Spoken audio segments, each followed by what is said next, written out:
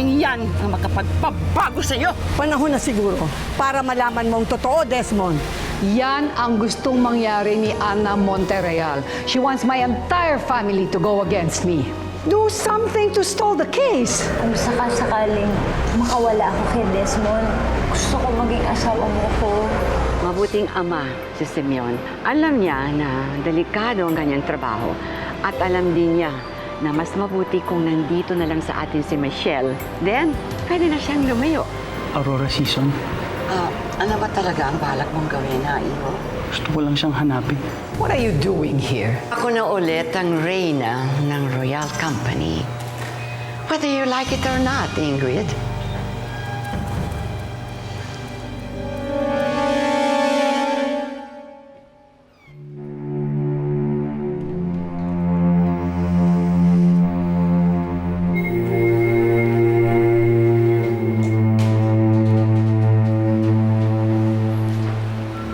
Anong gagawin natin dyan? Mukhang mahina na eh. Hindi na kasi halos kumakain yan eh. Bantayan mo na mabuti. Pilitin mong pakainin. Sige, hanapin ko muna yung sarili ko. Pagbalik ko, malalaman ko na kung anong dapat kami kay Jacob at sa mga Montreal.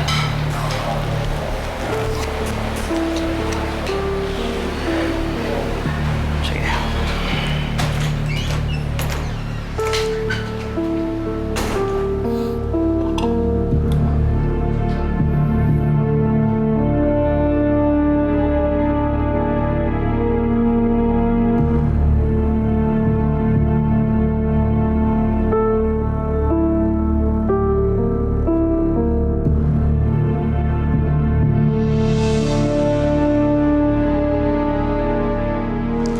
What do you mean wala akong magagawa? I can't let her do that to me. Pinahiya niya ako eh. Ma'am Ingrid, she did everything legally, ma'am.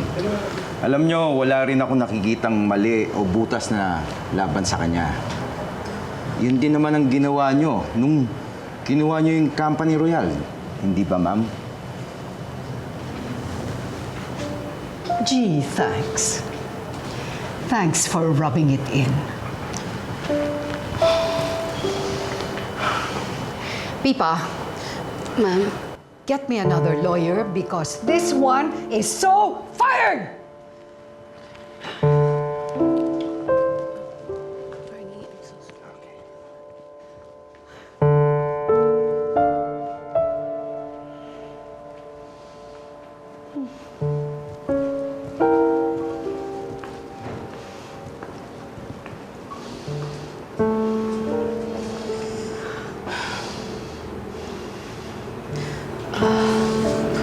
Ma'am?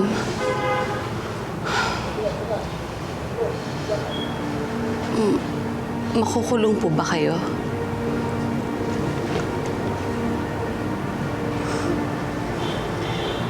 Don't say bad words, Pipa. Humanap ka na ng bagong abogado. Kundi baka pati ikaw mawalan ng trabaho.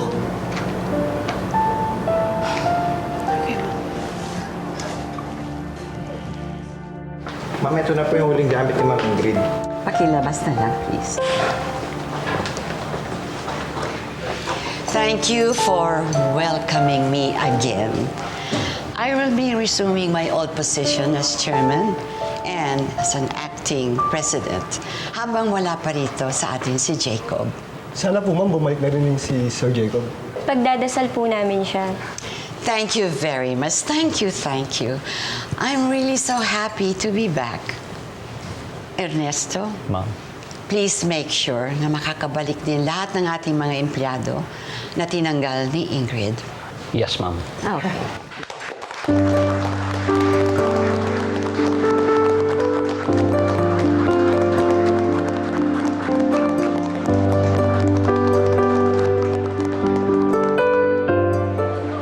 Totoo ba ito nakikita ko? Talaga bang nakakasundo yung dalawang yan? Ay, naku, Manny. Kahit ako, hindi ko rin maipaliwanag kung ano ba talagang nangyayari. Pero parang unti-unti na kasi nagiging maayos ang lahat eh. Pati nga rin si Simeon eh. Hindi niya na masyadong pinagpipilitan ng sarili na sa akin. Siguro nga talagang kapakanan na lang ni Michelle ang iniisip niya. Pero Sandra, huwag ka pa rin masyado magtitiwala kay Simeon, ha? Hindi pa rin mawala sa isip ko kung anong pwede niyang gawin, eh.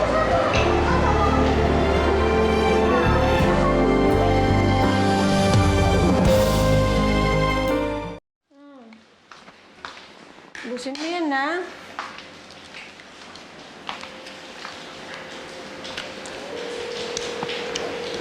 Nay? Natawagan niyo po ba si Tita Blake?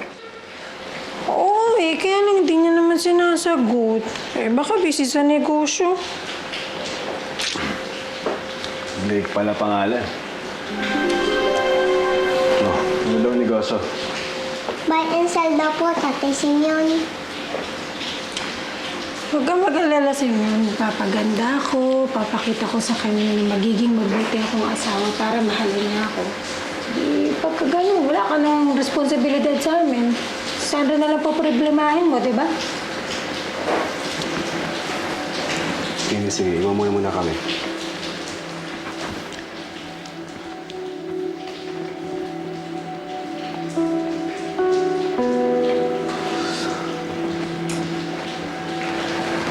Huwag ka naman sana magalit sa akin.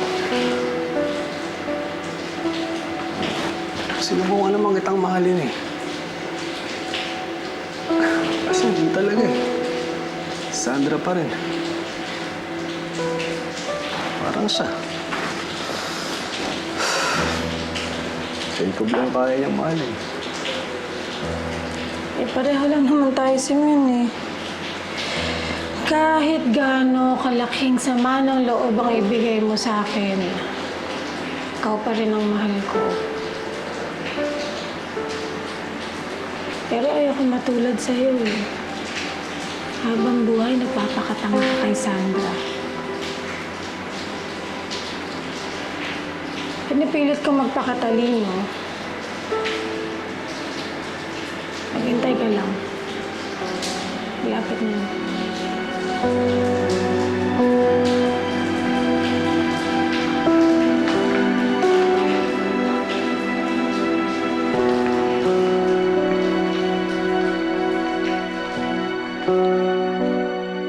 Ma'am, wala pa ho talaga yung sundo ng bata eh. Sige, salamat. Sige po, ma'am.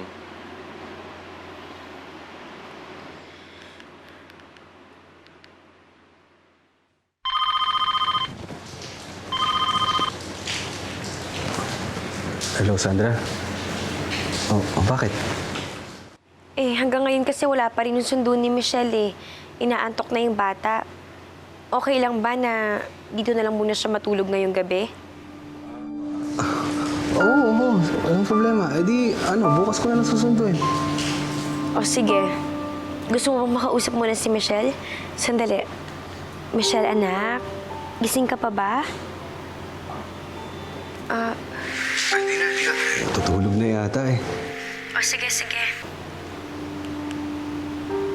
Michelle, balik ka na. Pasok na tayo sa loob. Balik ka na. Nandito ka na muna matutulog, ha? Ba't hindi nakapatawag ng tawag? Bibiling ko nga yung pasalubong. Ha? Antay mo na lang ako dyan. Huwag kayong masyadong makulit. Ha?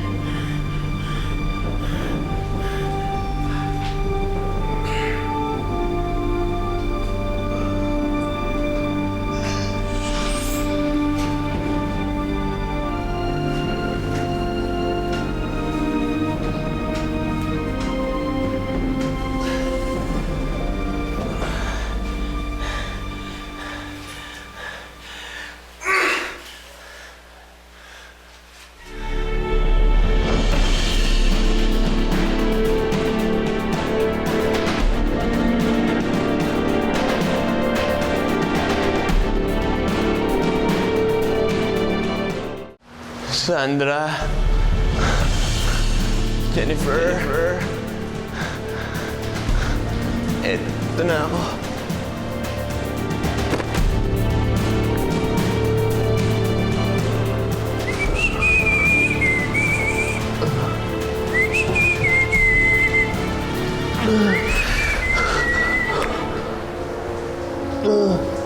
Paano? Nahihilo ako. Kala mo makakalayo ka rito, ha? Bakit ako nahihilo? Dapat lang. Dahil pinainom kita ng gamot. Para hindi ka maging problema rito. Mahirap na, baka makatakas ka pa.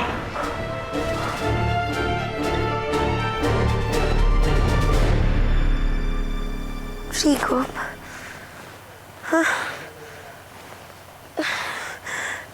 Jacob? Nay? Nay? Gising po. Nay, masama po ba panaginip niyo? Napanaginipan ko si Jacob. Gustong-gusto niya nang umuwi kaso may pumipigil sa kanya. Ako na po si tatay.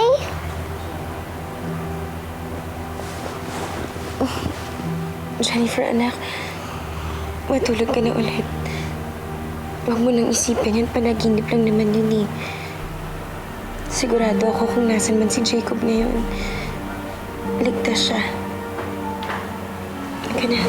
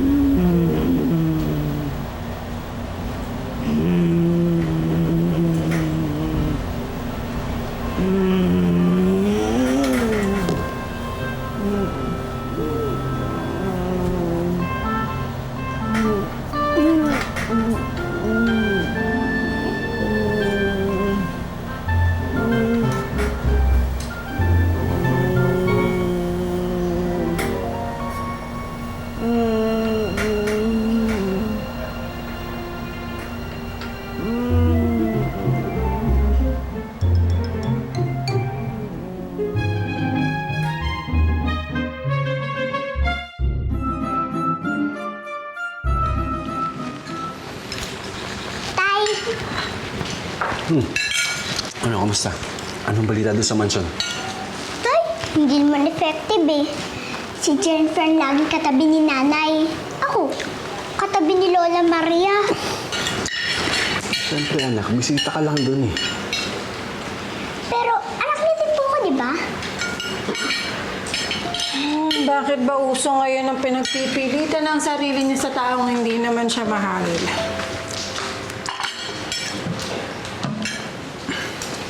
Anak, huwag ka makikinig doon ah. Mahal ka ng nanay Sandra mo. Pero hindi po ko matatalo ni Jennifer. Tay, kunin niyo na lang po si nanay. Gaya ng dati. Tapos, alis na tayo dito. Anak, hindi ko na pwedeng pilitin nanay mo sa pangalawang pagkakataon. Basta ngayon, habang wala si Jacob, may pag-asa tayo.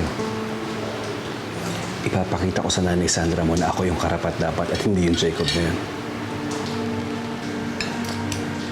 Sige na, kumain ka na.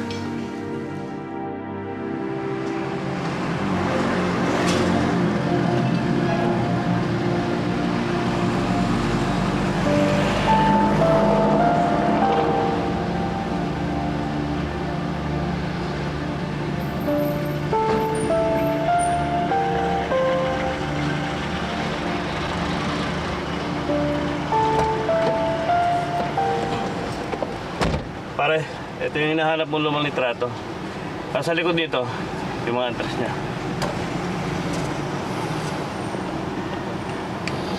Salamat, pare.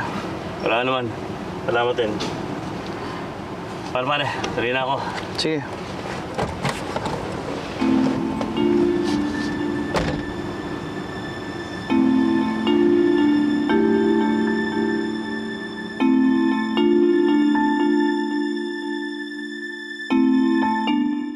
Good morning po. Good morning. Good morning. Let's go, boys. Oh, man, let's go. Let's go to the court. Let's go. Tsaka, Excuse me po, Sir Ian. ano yun, ma'am? Meron na po bang balita tungkol kay Jacob? Naitanong na rin ho yan ni Doña Ana. Pero hanggang ngayon, wala pa rin kaming balita.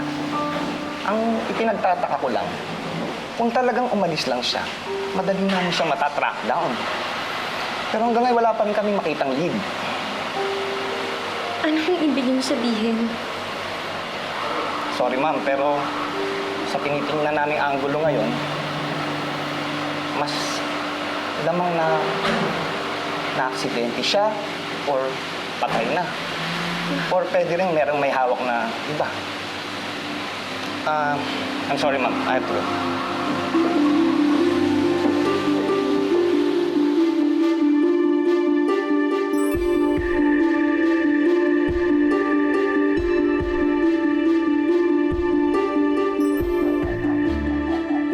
At ang makita mo ang nasa bahay ni Mrs. Ingrid Lobregat, ang batang si Jennifer.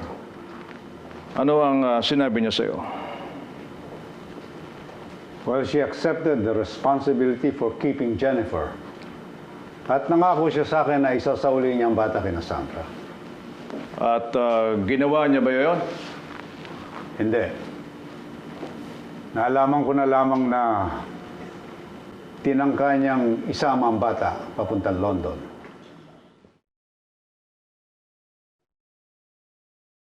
Your Honor, may I call on our next witness, Mr. Stanley Lobregat. No, no, Stanley. No, please. Please, Stanley, don't do this. Please, Stanley. Please, don't do this to me. Stanley, please. Wag. Kahit na sino, wag lang ikaw. Please. Please, Stanley, no. Wag mong gawin ito sa akin. Stanley,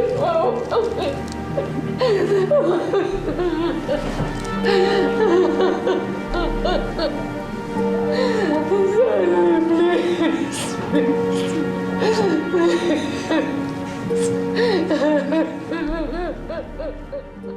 Don't lose your hope, Mrs. Lobregat. May laban pa tayo.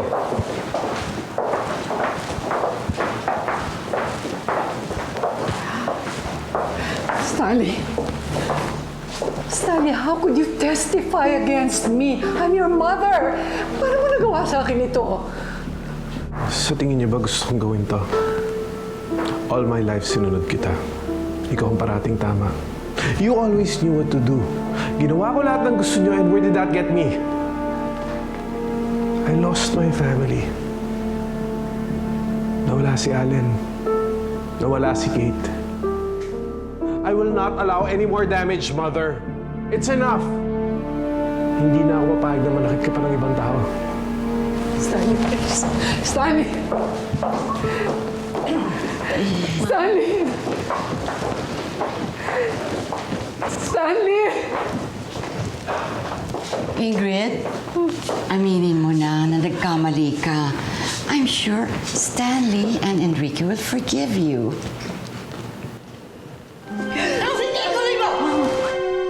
Nung magkasubukan tayo!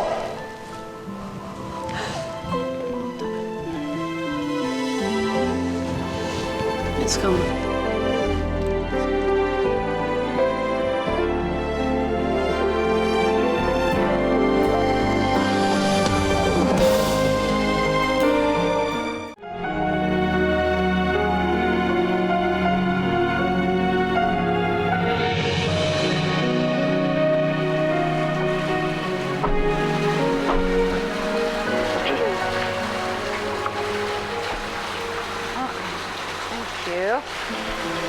Hi! Lola! Hello! Kamusta po, Lola? Everything went well. That's good. Halika na. Lola! Ay, naku. Lola Maria? Oh. May balita na po ba tungkol kay tatay? Ay, naku, Jennifer. Hindi pa ako sigurado. Pero huwag ka namang malungkot, ano? Alam mo ba ang sabi ni attorney? Dahil sa development, naku, siguradong Madidismiss na kaso ng tatay mo. Lola, akala ko po kasi kahit walang kasalanan, makukulong eh. Jennifer, meron pa rin hustisya kahit papano. Thank you po. Magdasala lang tayo ng husto para mapadali lalo, ha? Ako.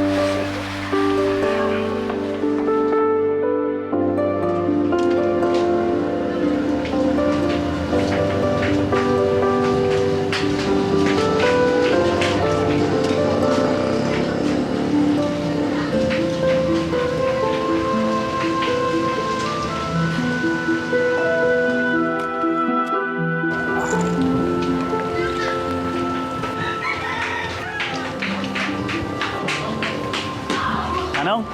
Pwede magtanong? Dito ho ba ang Calle Ballesteros? Dito nga. May kilala ho ba kayong Aurora Season? Tanong na lang yun doon sa looban. Salamat.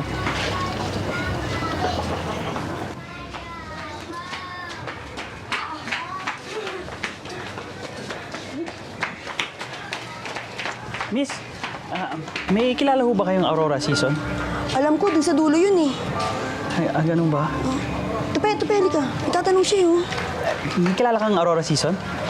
Tara po, samahan ko na po kayo. Doon po yung sa looban. Sige po, salamat ah. Sige. Si Auring po yung tinutukoy niyo. Dito lang siya nakatira? Opo, doon po. 12 ba?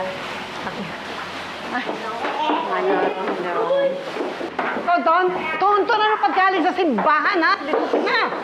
Ay, itong mga batang to. Dito na. Oo. Lilikot. Ay.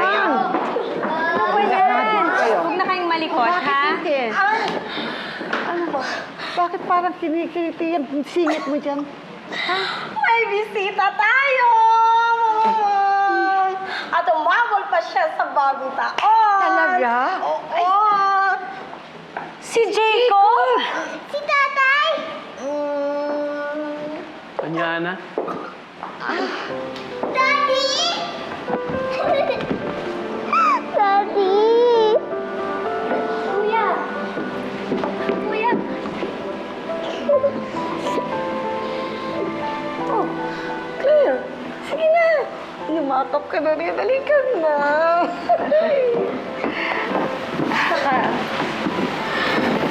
Mabuti.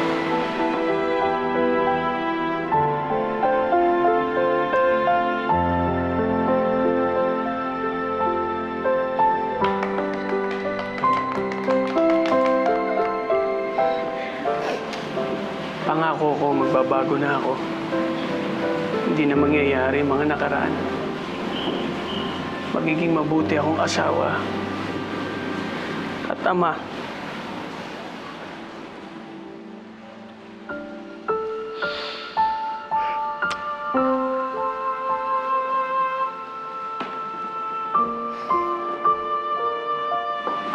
Susunod dyan, si Manny niya.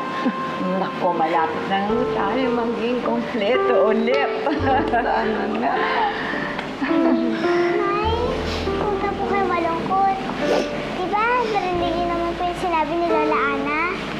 Si Tatay Manny na po. Tapos, sunod po ni Tatay Manny, si Daddy Jacob na po.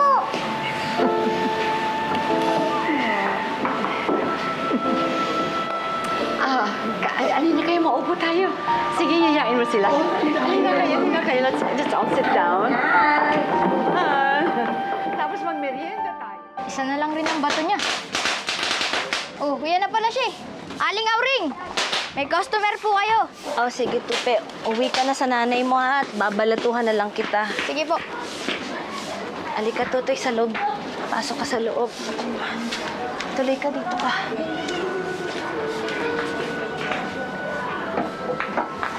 Napakagwapo naman itong batang ito. Paano ba ning nalaman yung dito, ha? Pinapunta ka ba dito ni Ryan, yung kontak ko sa lung center? O di bali na lang. Ano bang sadya mo, ha?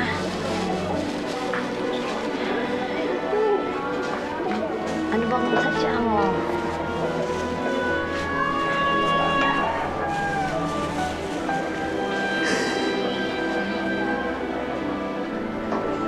po ba ako naaalala?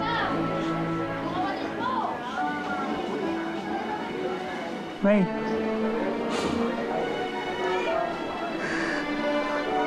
Oo, yung iniwan yung bata.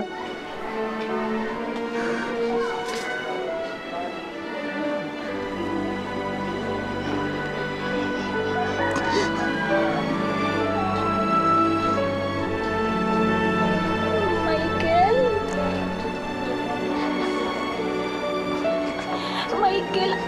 Michael, ikaw ba yan ako?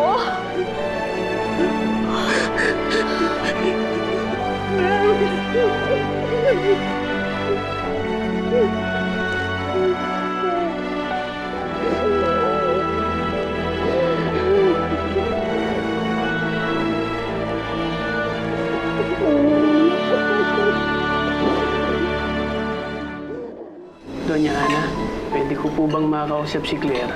Alam ko po ang pag-uusapan nila. Papakasal ko sila. Bukod sa atin, sino pa pwede magtago kay Jacob? Eh, hindi kaya sila Ingrid, boss? Nay? Nay? Nay? Kay Doña Ana lang galit yun eh. Pwera na lang kung kasabwad ni Ingrid si Desmond. Where are you going? I'm leaving this Ana Monterreal-infested country. Siguro ikaw ang kumuha kay Jacob, no? Wala sa kasi Jacob. Maghintay ka lang. Darating din yun. Hindi siya babalik kasi merong ibang taong nagtatago sa kanya. Saan ka na ba kasing Jacob ka?